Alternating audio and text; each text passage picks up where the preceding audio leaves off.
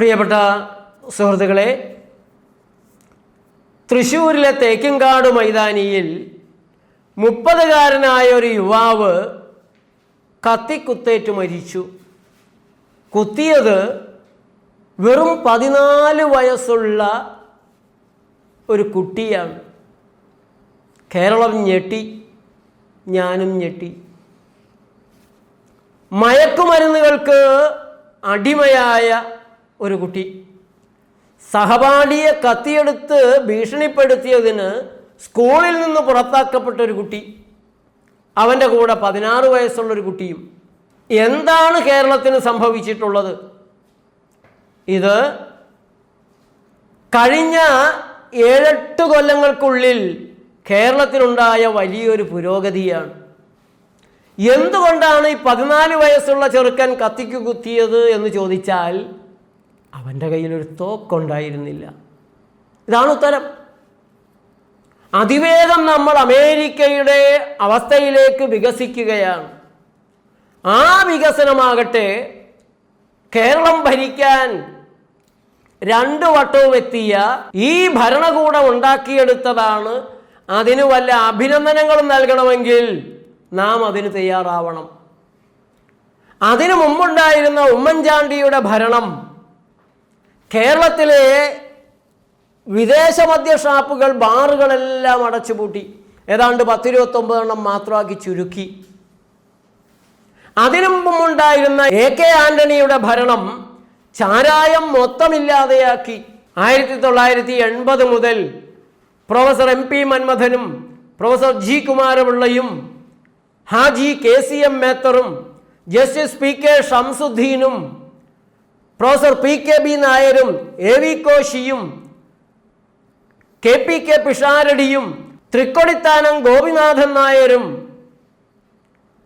അങ്ങനെ മഹാരഥന്മാരുടെ ഒരു നിരയിൽ നിന്ന് ഇങ്ങേയറ്റത്ത് കുട്ടിയായിരുന്ന ഞാനുമൊക്കെ തുടങ്ങിയ നടത്തിക്കൊണ്ടിരുന്ന മദ്യവിരുദ്ധ സമരങ്ങളുടെ തീഷ്ണതയും മറ്റു പല രാഷ്ട്രീയ സാഹചര്യങ്ങളുടെ സമ്മർദ്ദവുമെല്ലാം ഈ തീരുമാനങ്ങളുടെ പിന്നിലുണ്ടായിരുന്നു.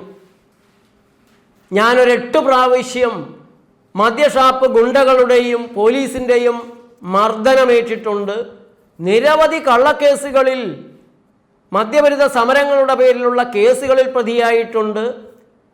ഊരമനയ്ക്കടുത്ത്, പാമ്പാക്കുടയ്ക്കടുത്ത്, മാരേക്കാട്ടിൽ കവലയിൽ ഗംഗാധരൻ എന്ന കള്ളു കോൺട്രാക്ടർ കാറുമായി വധിക്കാൻ ശ്രമിച്ചതിൽ നിന്ന് ഞാനും സുഹൃത്തുക്കളും ഒരു പാടത്തേക്ക് ചാടി രക്ഷപ്പെട്ട, അങ്ങനെ മരണം വരെ മുന്നിൽ കണ്ടുകൊണ്ട് ഞങ്ങളെല്ലാം പ്രവർത്തിച്ചിരുന്നു. കേരളത്തിൽ മദ്യത്തിനെതിരായ ഒരു വികാരമുണർത്താനും ഞങ്ങൾക്ക് സാധിച്ചിരുന്നു. പക്ഷെ അതിശക്തരാണ് മദ്യ മുതലാളിമാരെന്നുള്ളത് കൊണ്ട് അത് വളരെ കഠിനമായ ഒരു പ്രയത്നമായിരുന്നു. ഏതായാലും AK ആന്റണിയുടെയും ഉമ്മൻചാണ്ടിയുടെയും കാലത്ത് ചാരായം നിരോധിക്കപ്പെടുകയും വിദേശ മദ്യത്തിന് കൂച്ചുവിലങ്ങിടുകയും വിരലിലുണ്ടാവുന്ന മദ്യഷാപ്പുകളായി ചുരുക്കുകയും ചെയ്തിടത്ത് ഈ മദ്യശാലകൾ, വിദേശ മദ്യവും ബാറുകളും തിരിച്ചു കൊണ്ടുവരില്ല എന്ന് പ്രകടന പത്രികയിൽ ഉറപ്പ് നൽകിയിട്ടാണ് പിണറായി സർക്കാർ, 1ാം പിണറായി സർക്കാർ അധികാരത്തിലെത്തിയത്. പക്ഷെ പിണറായി വിജയൻ കേരളത്തെ ചതിച്ചു.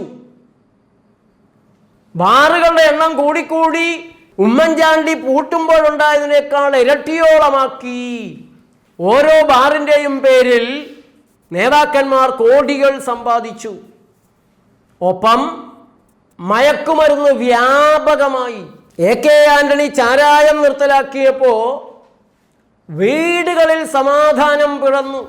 അതിർത്തിയിൽ ചില ഭാഗങ്ങളിൽ തമിഴ്നാട്ടിലെ ദുരമൂത്ത മദ്യ മുതലാളിമാർ മദ്യഷാപ്പുകൾ കൊണ്ടുവന്ന് വെച്ചു കൊടുത്തപ്പോൾ ആ അതിർത്തി പ്രദേശങ്ങളിലുള്ളവർ അവിടെ പോയി കുടിച്ച് ചില വിക്രിയകൾ കാണിച്ചു എന്നുള്ളത് ഞാൻ വിസ്മരിക്കുന്നില്ല. പക്ഷേ കേരളത്തിൻ്റെ നല്ലൊരു ഭാഗങ്ങളിലും വീടുകളിൽ സമാധാനം പുലർന്നു, ഭക്ഷണമെത്തി, കുട്ടികൾ സന്തുഷ്ടരായി.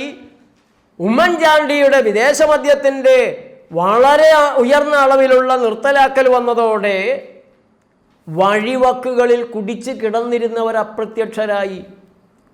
ഇപ്പോൾ ഓരോ വിദേശ മദ്യ ഷാപ്പിൻ്റെ മുന്നിലും, ബിവറേജസിൻ്റെ മുന്നിലും, ബാറുകൾക്ക് മുന്നിലും രാവിലെ തുടങ്ങി ദയനീയമായ ദൃശ്യങ്ങൾ നമുക്ക് കാണാം. കുടിച്ച് ലക്കുകെട്ട് വഴിയുടെ വക്കുകളിൽ കടത്തിണ്ണകളിലെല്ലാം മലർന്ന് ബോധം കെട്ട് കിടക്കുന്ന മനുഷ്യർ, നമ്മുടെ പൗരന്മാർ, നമ്മുടെ രാജ്യത്തിൻ്റെ അഭിവൃദ്ധിക്ക് വേണ്ടി പണിയെടുക്കേണ്ട യുവാക്കൾ സഹിതം മയക്കുമരുന്ന് വ്യാപകമായി സ്കൂളുകളിലേക്ക് എത്തി.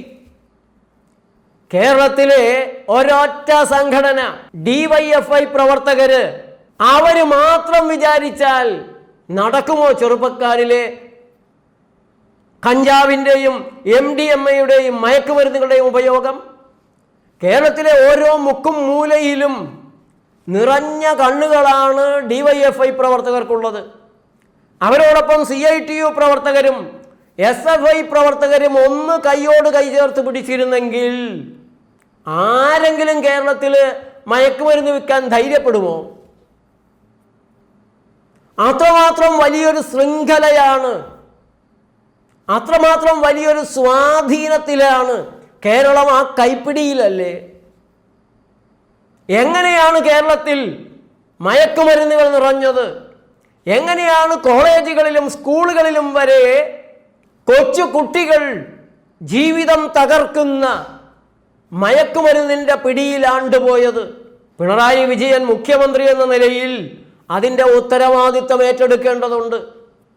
ഇവിടെ തൃശ്ശൂർ നടന്ന കൊലപാതകം, ഇതുപോലുള്ള എത്ര കൊലപാതകത്തിൻ്റെ കഥകളാണ് ഓരോ ദിവസവും നമ്മുടെ പത്രമാധ്യമങ്ങളിൽ വരുന്നത്. മകനെ തല്ലിക്കൊല്ലുന്ന അമ്മമാര്, അച്ഛനെ തല്ലിക്കൊല്ലുന്ന മക്കള്, സഹോദരനെ കൊല്ലുന്ന സഹോദരൻ, സഹോദരനെ കൊല്ലുന്ന സഹോദരി, സ്വൈര്യം കെട്ടിട്ടാണ് മയക്കുമരുന്നും മദ്യവും കൊണ്ട് സകലതും മുടിച്ച് മനസമാധാനവും ഉറങ്ങാൻ പോലും കഴിയാതെ വന്ന ഗതികേട് കൊണ്ടാണ് അമ്മ മകനെ കൊല്ലുന്നത്. ഒരു വൈരാഗ്യത്തിൻ്റെ പേരിൽ, മയക്കുമരുന്നിന് കാശ് കൊടുക്കാത്തതിൻ്റെ പേരിൽ മകൻ അച്ഛനെ കൊല്ലുന്നു. മകനെ കൊണ്ട് പൊറുതിമുട്ടി അച്ഛൻ മകനെ കൊല്ലുന്നു. സഹോദരി തന്നെ മാനഭംഗപ്പെടുത്താൻ എത്തിയ മദ്യപാനിയായ സഹോദരനെ കൊല്ലുന്നു. എന്താണ് കേരളത്തിൽ നടക്കുന്നത്? ഇതെല്ലാം കൂടി എഴുതി ഒരു ആൽബമാക്കി ഭരണകൂടത്തിന് കൈമാറുകയാണ് വേണ്ടത്.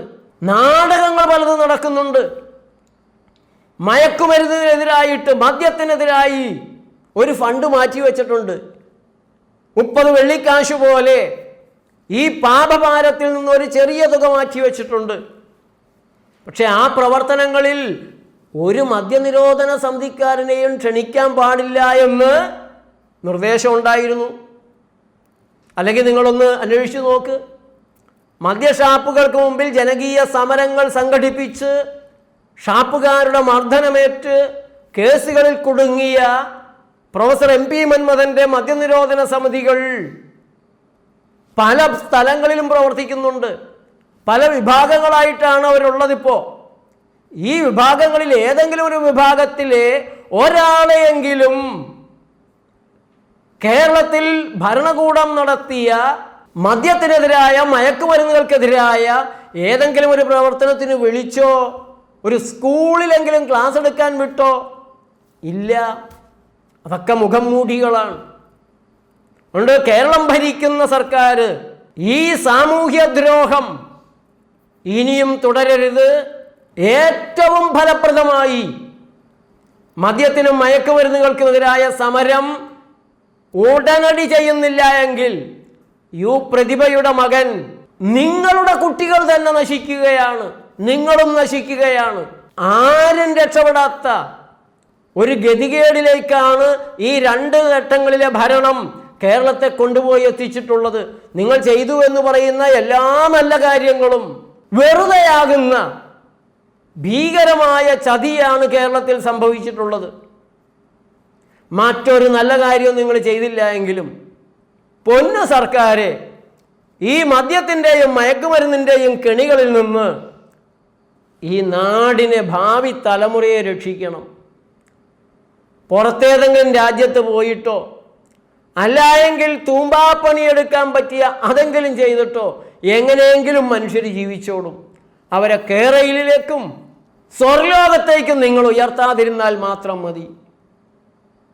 ഇതൊരപേക്ഷയായി കരുതി പാർട്ടിയുടെ നിലനിൽപ്പിന്, പാർട്ടി കുടുംബങ്ങളുടെ നിലനിൽപ്പിന്, പാർട്ടി കുടുംബങ്ങളിലെ ഭാവി തലമുറകളെയെങ്കിലും ഓർത്ത് അടിയന്തരമായി കേരളത്തെ രക്ഷിക്കാനുള്ള പ്രവർത്തനങ്ങൾക്ക് രൂപം നൽകണം. സകല മനുഷ്യാവകാശ പ്രസ്ഥാനങ്ങളും പൗരസമിതികളും സാമൂഹ്യ സംഘടനകളും മതസംഘടനകളും എല്ലാം ഒത്തുചേർന്ന് വലിയ ശ്രമം നടത്തിയില്ല എങ്കിൽ ആർക്കും പുറത്തിറങ്ങി നേരെ ചൊവ്വേ നടക്കാൻ പറ്റാത്ത, പുറത്തിറങ്ങുന്നവർ തിരിച്ചു വീട്ടിലെത്താത്തൊരവസ്ഥ നമ്മുടെ ഫ്രീക്കന്മാരും ഫ്രീക്കികളും കൂടെ ഉണ്ടാക്കുമെന്ന് മാത്രം പറയട്ടെ. നമസ്കാരം.